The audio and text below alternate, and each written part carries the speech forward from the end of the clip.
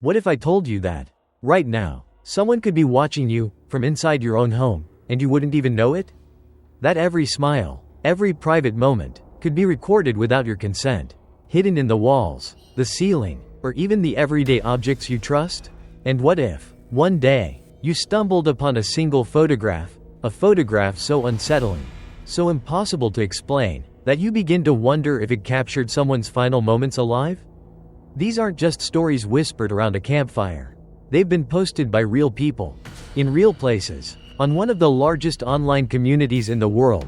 Tales that blur the line between internet myth and horrifying reality. They're the kind of accounts that make you double-check the locks at night, and question whether the shadows in your room are really just shadows. Tonight, we're going to step into that space where truth and terror collide. Hey Zem Den Kuoi, because every detail you're about to hear will make you think twice about how safe you really are. There's a part of the internet most people only visit out of curiosity, maybe late at night. Maybe when they're already feeling a little uneasy. It's not the glossy front page of social media, with smiling faces and picture-perfect vacations. No, I'm talking about the digital back alleys, where stories are whispered in the dark, where usernames replace real names, and where truth and fiction mingle so closely you can't always tell them apart. One of those places is a subreddit called Let's Not Meet. On the surface, it's just another online forum, but scroll a little deeper, and you'll find personal accounts, sometimes backed by security footage, strange photographs, or even police reports, that make the hair on your arms stand up. People post about encounters that shook them to their core. A neighbor whose friendly smile hid a camera in their bedroom wall. A stranger who lured them to an abandoned property under false pretenses. Or an unsettling image found tucked between the pages of a thrift store book. Some of these stories come with tangible proof. A grainy still from a doorbell camera, showing an unfamiliar figure lingering too long outside. Or an evidence photo from a police file. The kind that's half blurred but still manages to freeze your breath. Other times, it's the testimony itself that convinces you. The tremor in someone's voice as they describe the exact moment they realized they were being watched. Or the vivid details of a place they swear they'll never step into again. I've spent hours reading these accounts. And I'll be honest, there's something about them that clings to you. Not just because they're scary, but because they feel possible. They don't happen in far-off, war-torn places or in the middle of a horror movie set. They happen in living rooms, on quiet suburban streets, in neighborhoods where kids ride their bikes and everyone waves hello. That's what unsettles me the most, how danger can be right next door. Wearing a smile, blending into the background of your everyday life. And once you've read enough of these stories, you start noticing patterns, the same kinds of places, the same types of people, the same chilling realization. By the time you know something's wrong, it might already be too late. That's exactly where our first story begins, with a seemingly harmless piece of technology. And a signal that revealed far more than anyone expected. It started as something simple, a weekend project. The kind of thing you do when you just want a little more comfort at home. The man telling this story had a basic plan. Set up a cheap signal transmitter so he could watch cable TV from his bedroom instead of the living room. Nothing suspicious, nothing unusual, just convenience. That Saturday afternoon, it was only him and his younger sister at home. The device was easy enough, one unit in the living room to broadcast the signal, the other in his bedroom to receive it. But after trying for a while, he realized the living room unit wasn't even plugged in. And that's when things turned strange. Before he could even get up to fix it, the TV in his bedroom flickered. Static, then shapes, then a clear image. A dimly lit bedroom that wasn't his. A bed, a dresser, shadows on the wall. His first thought? Someone was filming his own room. His heart pounded, and he bolted to get his sister. Together, they studied the image, and the longer they looked, the clearer it became. This wasn't their home. Which could only mean one thing. The signal they'd picked up was being broadcast from somewhere nearby. Later that evening, the picture shifted. A man walked into frame. They recognized him. He lived just a few houses down. That night, the family started to piece it together. Why would this man have a camera in his bedroom? The answer came days later, after they'd spoken to him and realized he had no idea the camera existed. Their father convinced the neighbor to let him inspect the room. tucked neatly into what looked like a normal wall-mounted humidity gauge was a pinhole camera. Police removed it, dusted for prints, and began an investigation. Here's where it gets even more disturbing. According to the neighbor's statement to police, his home was under renovation. Workers were coming and going every day. One of them, a man who claimed to be a plumber, was later seen on the intercepted video, leaning in close to the hidden camera, adjusting it, then putting it back in place. Authorities learned that at night, this same man would park his car on their street, always in the same spot, windows tinted black, and watch the live feed on a laptop. The image of that makes my skin crawl. Because here's the thing, the storyteller later admitted that on multiple late-night walks home, sometimes a little drunk, he had passed that car. He'd even glanced at his reflection in the glass, never realizing someone might be on the other side, watching him. And this is why this story stays with me. We like to think of our homes as safe, private spaces. But here, in the middle of a quiet suburban street, someone managed to pierce that privacy without anyone knowing, until sheer chance exposed them. Our next story takes us out of the living room and into something far more dangerous. A seemingly ordinary house listing that almost became the setting for something far worse. Amanda was just looking for a place to live. A simple Craigslist ad caught her eye. Female roommate wanted. $225 a month. Private room and bathroom. For the area she was in. That price was almost too good to be true. Almost. The ad was short, with just one photo of the house's exterior. No shots of the bedroom. No cozy living room. No kitchen. But Amanda, thinking it was just a matter of privacy, sent an email anyway. Within an hour, she got a reply. The owner said she could come see the place that night. Around 8 p.m. he explained it had to be late because he worked long hours. That alone didn't seem strange, plenty of people do. But when she arrived at the house, things started to feel off. A handwritten note was taped to the front door. Doors broken. Come in through the back. She walked around the property. The grass was overgrown, windows coated in dust, like no one had cared for the place in months. The back door opened, and standing there was not a young female student, but a man in his 40s.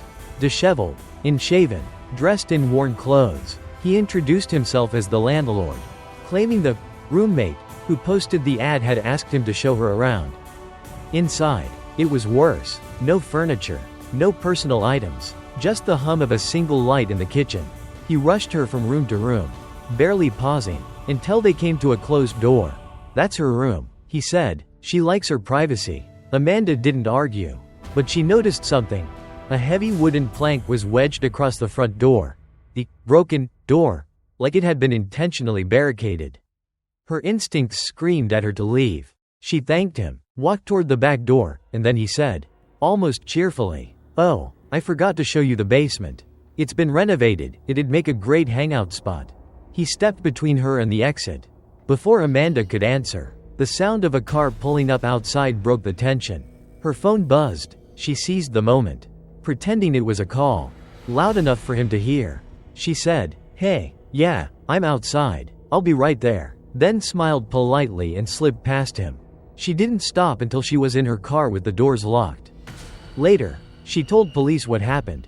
They discovered the house had been foreclosed and abandoned for over 6 months. No lease, no tenant. The roommate never existed. In the basement, officers found a tripwire strung across the stairs at shin height, a pile of old blankets, a coil of rope, and multiple rolls of duct tape. No camera footage, no fingerprints good enough to trace, just the landlord's vague description burned into Amanda's memory. He was never found. What chills me most isn't just what could have happened in that basement. It's how easy it was for him to set the stage. One online ad, one low price, and a vulnerable person looking for a home. And as unsettling as that is, our next story takes a darker turn, because instead of a basement or a hidden camera, it begins with a single photograph, a photograph that no one, to this day, can fully explain. It was found in the most ordinary way, tucked inside a second-hand book bought from a Goodwill store. No note, no explanation, no context, just a single, faded photograph. The woman who found it said it made her skin prickle the moment she saw it. At first glance, it's hard to understand why. The image is grainy, the colors washed out, But look closer and you start to see the shapes. On the left, a person face down in shallow water, arms pinned behind their back, legs bound. On the right, another man, his posture tense, as if caught mid-movement.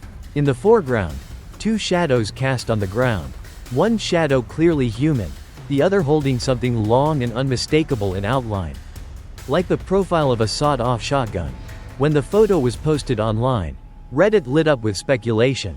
People began enhancing the image, adjusting contrast, sharpening edges. Details emerged: the strain on the bound person's wrists, the glint of tape around their ankles, the confined, rocky space where the water pooled, and perhaps most unsettling, the idea that the picture might have been taken from inside a vehicle, through glass, as if the photographer was hidden.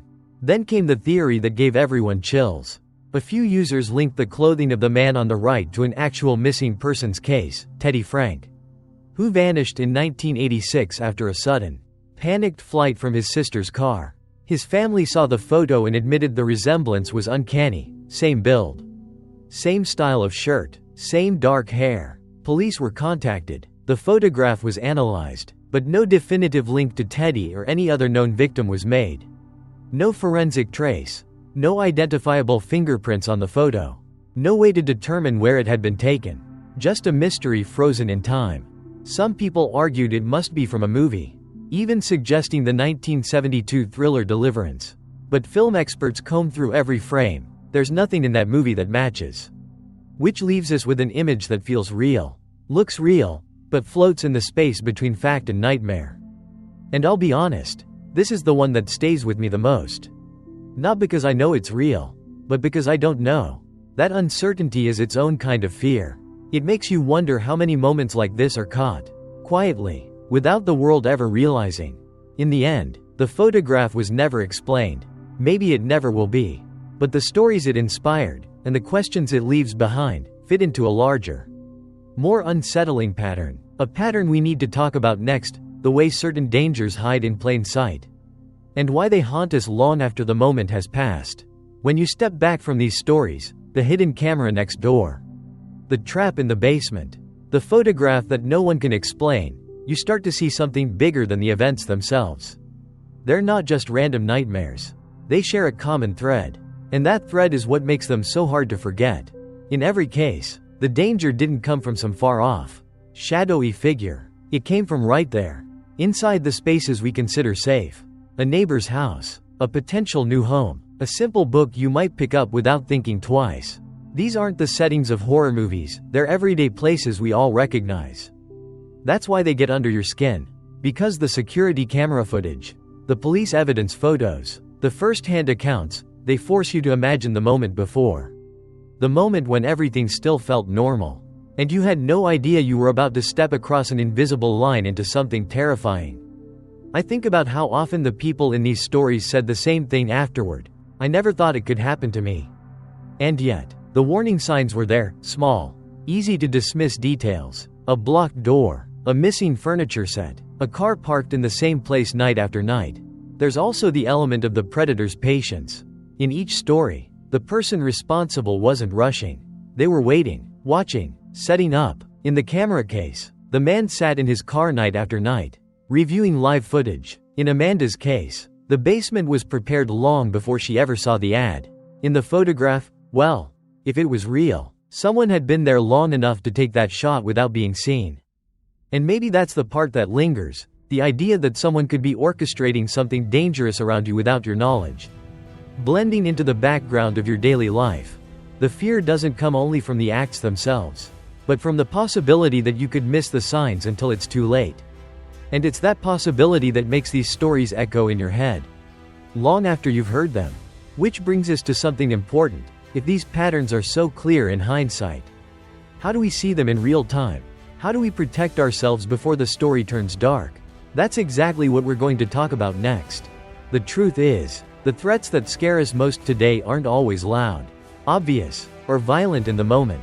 They're invisible, quietly unfolding in the background, unnoticed until they've already crossed the line. But that doesn't mean we're powerless.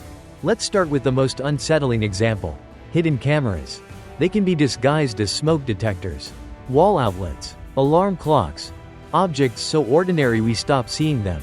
In the neighbor's camera case, the device was built into a humidity gauge on the wall. You don't need expensive equipment to protect yourself, just awareness. Turn off the lights. Scan for tiny, blinking LEDs. Use your phone's camera to detect infrared light that the human eye can't see. And if something feels out of place, a wire that shouldn't be there, a new object in a familiar spot, treat it as suspicious. When it comes to meeting strangers for something like a rental viewing, think of Amanda's story. Always bring someone with you. Meet in daylight if possible. Let a friend know your exact location and check in when you leave. Pay attention to small red flags, locked or blocked exits, unusually empty rooms, or someone rushing you from one space to the next without letting you really look around. These aren't just quirks, in some cases. They're deliberate tactics. Even something as simple as a car that's parked in the same spot at odd hours deserves your attention. In the camera case, that vehicle was a mobile surveillance post for weeks before anyone realized. If you notice a pattern, take note, literally. Time, description, license plate. You might never need it, or it could be the thing that cracks a case open. And here's the part one believe matters most. Listen to the feeling in your gut. Every person I've spoken to who avoided something dangerous said the same thing. They just felt something was off. That instinct isn't paranoia. It's your brain processing subtle cues faster than you can consciously explain them. We can't wrap ourselves in bubble wrap and live in fear, but we can learn to see the signs before the story turns into a headline.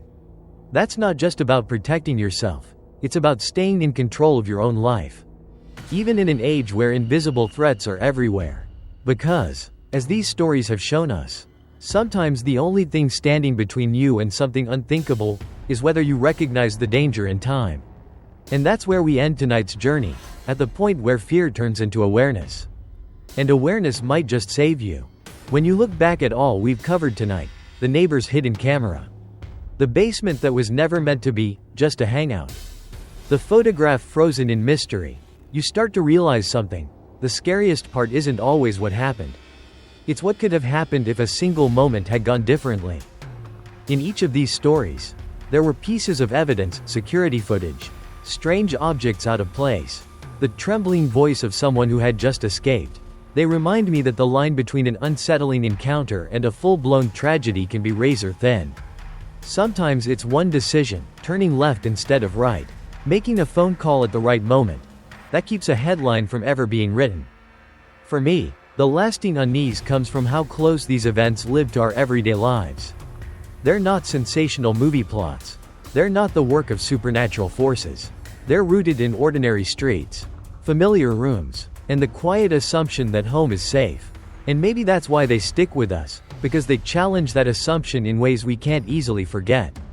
I think about the car parked in the same spot at night, the heavy plank across the front door, the photographs slipped between the pages of a book. On their own, they're just details, but together, they're warnings, and the people who saw them in time are the ones telling their stories now, instead of someone else telling it for them. So as we close the door on tonight's journey, I want to leave you with a question. What's the one thing in your life you've always wondered about, but never looked into? Maybe it's worth taking a second glance. And if tonight's stories made you rethink how close the unknown might be, share your thoughts in the comments. Like, subscribe, and turn on notifications, because the next story we explore might just change the way you see your own world. Until then, stay safe, stay aware, and keep your doors and your eyes open.